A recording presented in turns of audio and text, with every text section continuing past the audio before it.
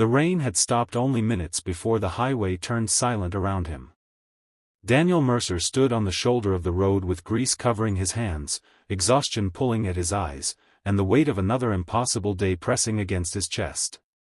His old pickup truck rattled beside him while dozens of cars rushed past without slowing down.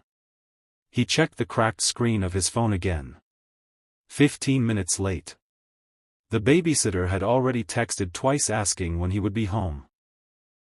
His 6-year-old daughter, Lily, was probably curled on the couch waiting for him like she always did. And somewhere across the city, a woman he had absolutely no interest in meeting was waiting at a restaurant for a blind date he already regretted agreeing to. Then he noticed the stranded car ahead. A woman in a dark red dress stood near the open hood, hugging herself against the cold wind as smoke drifted from the engine.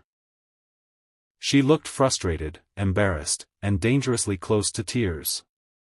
Daniel almost kept driving. He truly almost did. But then he saw her trying to wave down cars that ignored her completely, and something inside him refused to leave her alone on that empty stretch of highway. He pulled over without knowing that the woman standing there was the exact person he had spent the entire week dreading to meet. Before we continue, if you believe kindness still matters in this world, take a moment to like this video, comment below where you're watching from, and subscribe to Everkind Stories for more emotional stories about hope, second chances, and unexpected human connection. Your support truly helps these stories reach more hearts. Daniel climbed out of his truck slowly, rubbing his sore shoulder from another 10-hour shift at the garage. At 38, life had already worn him down more than most people his age. Losing his wife 3 years earlier had turned every ordinary task into survival. Raising Lily alone while working double shifts had left him permanently tired, permanently behind on bills, and permanently disconnected from the life he once imagined. The blind date tonight wasn't even his idea. His sister had begged him for months to start living again, insisting he couldn't spend the rest of his life buried in work and grief. He had finally agreed mostly to stop her from asking. As he approached the stranded vehicle, the woman looked relieved and cautious at the same time. Her mascara had slightly smudged beneath her eyes, and she clutched her purse tightly like someone trying hard to stay composed while everything around her was falling apart. Daniel asked what happened, and she explained that the car had started shaking violently before dying completely. Her phone battery was almost dead.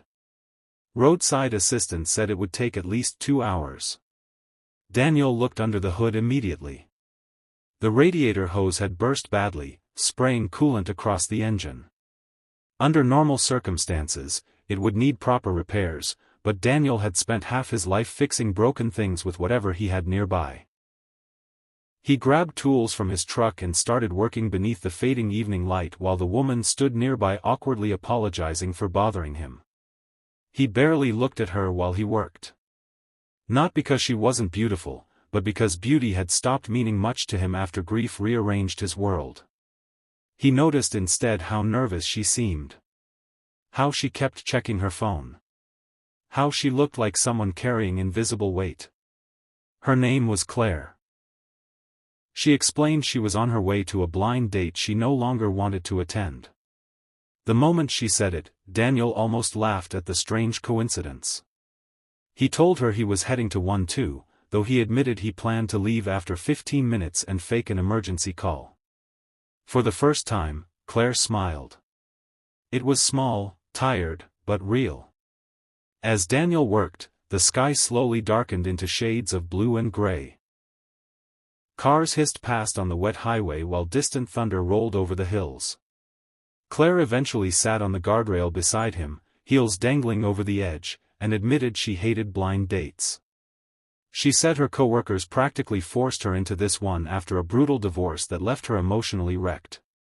Daniel nodded quietly because he understood broken endings better than anyone. Without realizing it, they began talking like old friends. Not the shallow conversations people force during first meetings, but honest conversations born from exhaustion. Claire admitted she had spent the last year pretending she was okay because everyone expected her to move on.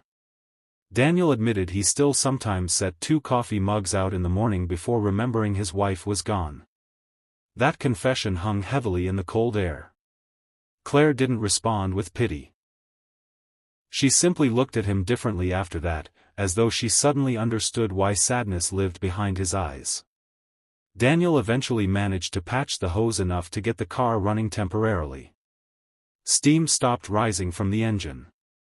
Claire looked genuinely amazed, and for the first time that day, Daniel felt useful for something beyond surviving another shift. She insisted on paying him, but he refused immediately. Then her phone buzzed. She glanced at the screen and sighed deeply. Apparently her blind date had been sending increasingly annoyed messages asking where she was. Daniel checked his own phone at the same moment and saw multiple missed calls from his sister. One final text sat beneath them. "Please don't cancel tonight. Her name is Claire. She's been through a lot too." Daniel froze. The world around him suddenly felt strangely quiet. Claire slowly looked up from her own phone, confusion spreading across her face first, then shock. Neither of them spoke for several seconds. The date they had both dreaded had already happened on the side of the highway. And somehow, it had been more real than any restaurant dinner ever could have been. Claire started laughing first. Not graceful laughter, but the kind that escapes when life becomes too absurd to process normally.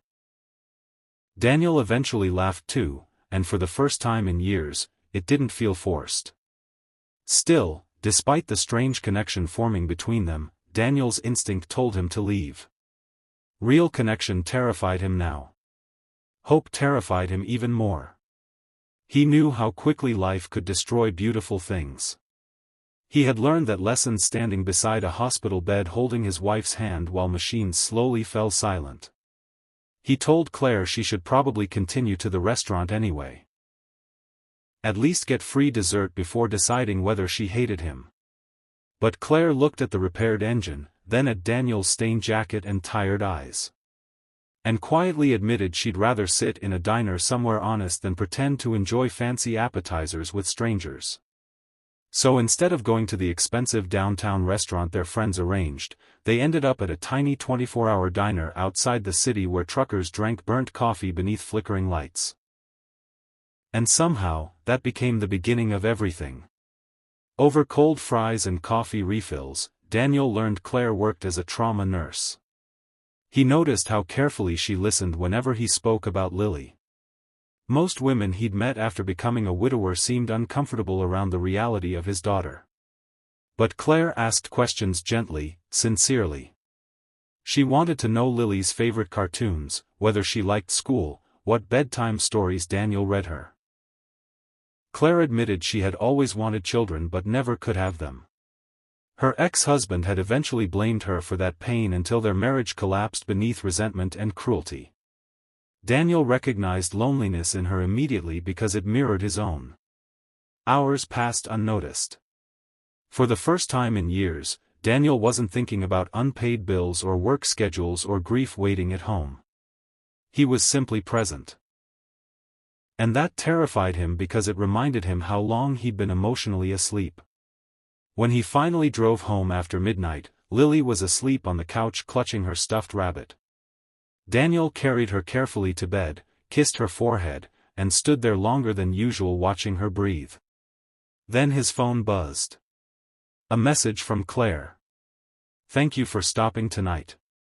Most people wouldn't have."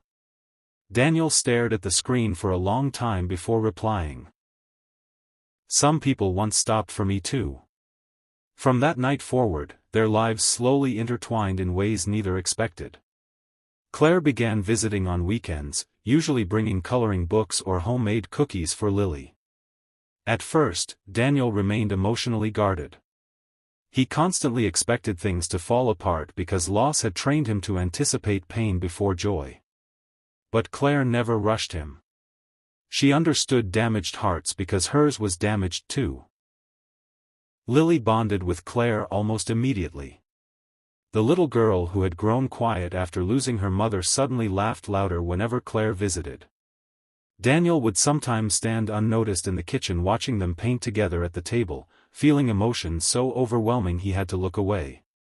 Yet happiness never arrives without fear. Daniel's greatest struggle wasn't learning to love Claire. It was learning to believe he deserved happiness after surviving loss.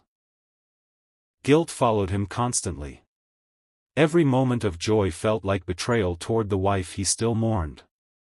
Some nights he sat awake remembering hospital corridors, funeral flowers, Lily crying for her mother in the middle of the night. And during those moments, he pushed Claire away. Not angrily. Quietly. He cancelled plans. Stopped answering calls for days. Buried himself in work whenever emotions became too heavy. Part of him believed Claire deserved someone less broken. Then came the night everything nearly ended. Daniel forgot to pick Lily up from school after getting overwhelmed at work during the anniversary week of his wife's death. Claire ended up collecting Lily after the school repeatedly failed to reach him.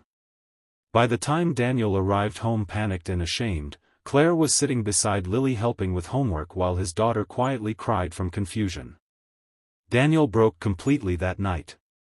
Years of buried grief exploded outward. He admitted he was drowning. Admitted he constantly feared failing Lily. Admitted he didn't know how to move forward without feeling like he was abandoning the past. And instead of judging him, Claire simply held him while he cried for the first time since the funeral. Not everyone survives grief by staying strong. Sometimes survival begins the moment someone finally allows themselves to fall apart. Months passed. Winter melted slowly into spring. The little family they never expected to become started feeling real. Daniel laughed more. Lily smiled easier.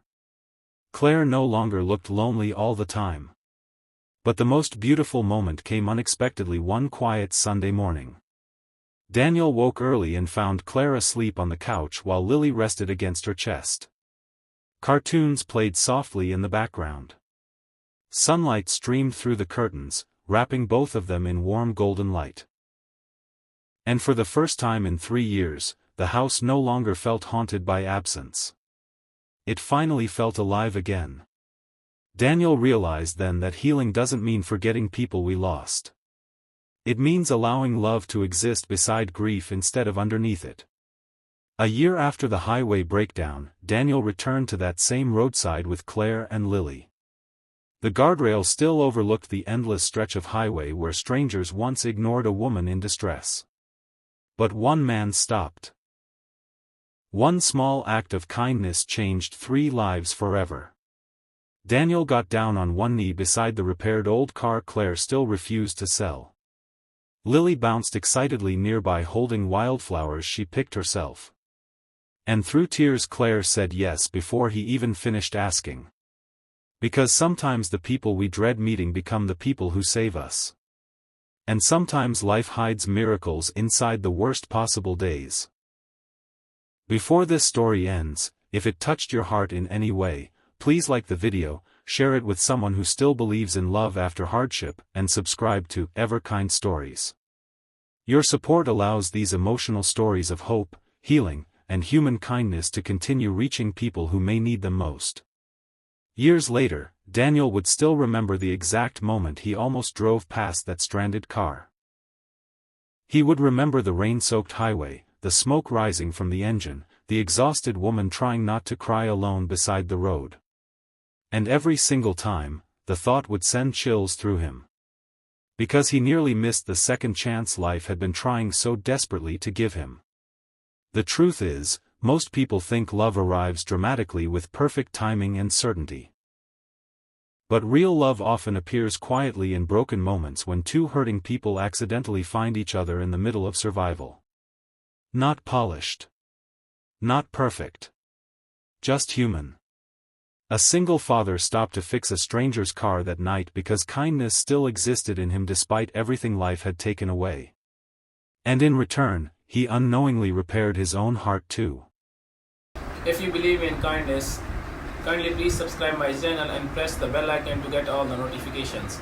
If you like this story, so write a comment below and share with this your friends. Thank you so much for watching.